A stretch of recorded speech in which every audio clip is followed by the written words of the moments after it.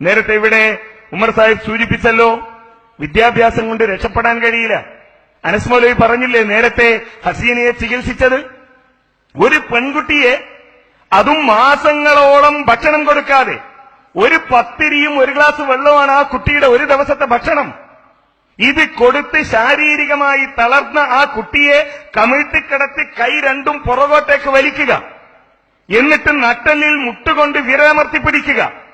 വിരലമർത്തിപ്പിടിച്ചിട്ട് ഈ പെൺകുട്ടിയോട് ശ്വാസം കഴിക്കാൻ പറയാണ് ഉറക്കെ. എന്തിന്? ജിന്നുള്ളത് മൂക്കിലാണത്രേ, മൂക്കിന്ന് ജിന്ന് പുറത്തു വരണമെന്നാണ്.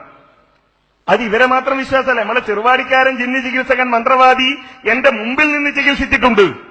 യാദൃശികമായി പെരിന്തൽമണ്ണയിൽ ഒരു സംവാദ വ്യവസ്ഥയുമായി എത്തി രാത്രി അവിടെ താമസിക്കേണ്ടി വന്നു. പിറ്റേന്ന് രാവിലെ സുബഹിസ്കരിച്ച് പള്ളിയിൽ നിന്ന് പോകുമ്പോൾ ഈ മന്ത്രവാദിയുടെ കൂടെ രണ്ടാളും ഉണ്ട്, രണ്ട് ചെറുപ്പക്കാർ.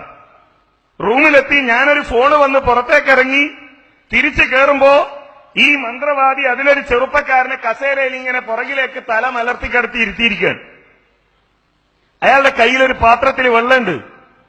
ഈ മന്ത്രവാദിയുടെ ദീനീ യോഗ്യതയും വിദ്യാഭ്യാസ യോഗ്യതയും ഈ മന്ത്രവാദിയുടെ ഭൗതിക വിദ്യാഭ്യാസ യോഗ്യതയും അറിയുന്നവനാണ് ഞാൻ.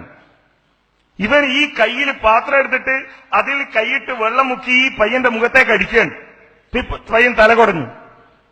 എന്നോട് പറഞ്ഞു, കണ്ടില്ല കായക്കൊടി, തരിമൂക്കിനുള്ളിലാണ് ജിന്നുള്ളത്, അതാണിങ്ങനെ ആയത്തിൽ കുറിച്ച് യോഗ്യ വെള്ളം തട്ടുമ്പോ പടയണത്. ഞാൻ പറഞ്ഞു, പൊന്നാര ജമാലെ, ആരെ മൂക്കിലേക്ക് വെള്ളം തട്ടിയാലും അവര് തലകൊടയും.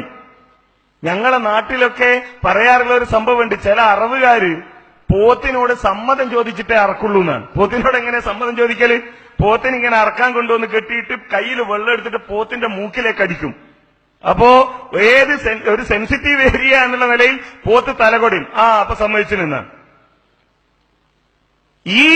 ഇത് അത് സിറാജുദ്ദീൻ മൊയ്ലിയാരും കണക്കാണ്, ഹുസൈൻ സലഫിയും കണക്കാണ്, പാണ്ടിക്കാട്ടെ ഹിഫ്ള് റഹ്മാനും കണക്കാണ്, സക്കരിയയും കണക്കാണ്, സാജിദും കണക്കാണ്, ഹുസൈൻ സലഫിയും കണക്കാണ്, പി എന്നും കണക്കാണ്. എല്ലാവരും വിശ്വാസിതാണ്.